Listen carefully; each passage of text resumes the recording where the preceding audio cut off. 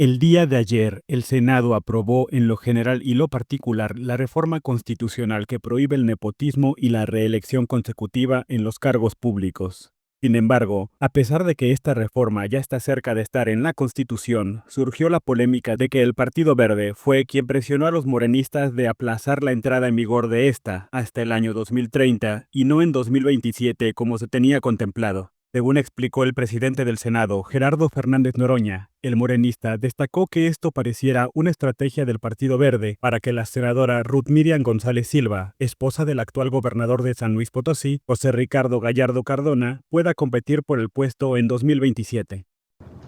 Pues va a haber toda la crítica, ya está de hecho, porque se fue hasta 2030 y no 2027 el tema del nepotismo. Es evidente. El Verde tenía interés por el gobierno de San Luis Potosí. De hecho, hoy fue aludida la senadora Ruth, la esposa del gobernador, es senadora con nosotros, Ruth, con el Verde, y está pues, perfilada. Senador, senadora, pues tiene de entrada una condición natural para ser candidato a gobernador de cualquier estado, o sea, cualquier senador, senadora, no solo San Luis, o sea, les pegaron a Saúl Monreal porque pues, es senador y su hermano es gobernador, a Félix Salgado porque su hija es gobernadora y él es senador.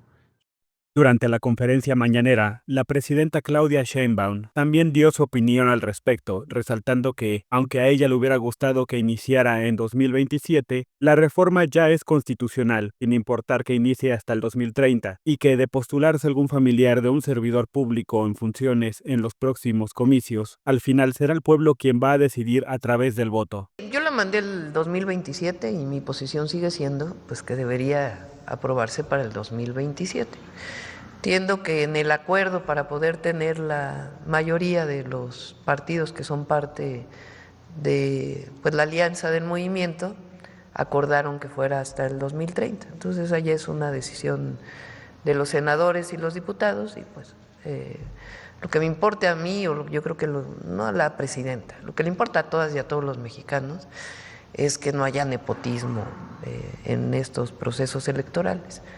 Entonces, pues esa es, digamos, la situación que prevaleció en el Senado y por eso finalmente entiendo que tomaron la decisión de llevarla al 2030. Nosotros tenemos hay una alianza del movimiento al que pertenezco, de 3 partidos políticos. Entonces lo que buscan pues es que se apruebe una reforma. Si no la aprueban, pues entonces buscan un esquema en donde pueda quedar aprobada. Entonces no es un asunto de, pues si hay partidos que deciden que no la van a aprobar, a menos que diga 2030, pues la otra es que no se hubiera aprobado. Entonces finalmente los senadores de Morena dicen, bueno, pues vámonos al 2030 para que quede en la Constitución.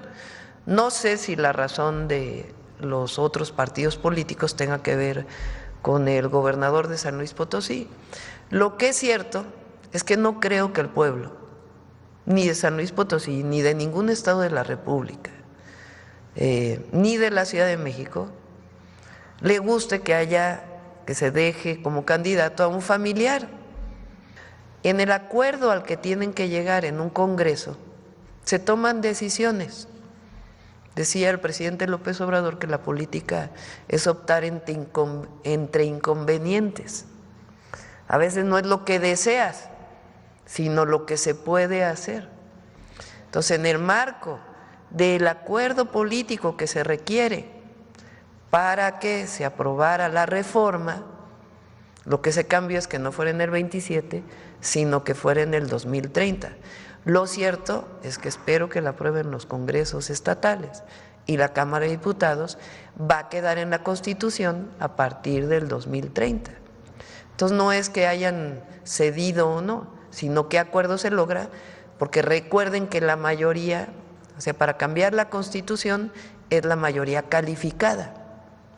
Entonces finalmente toman la decisión de que se fuera al 2030.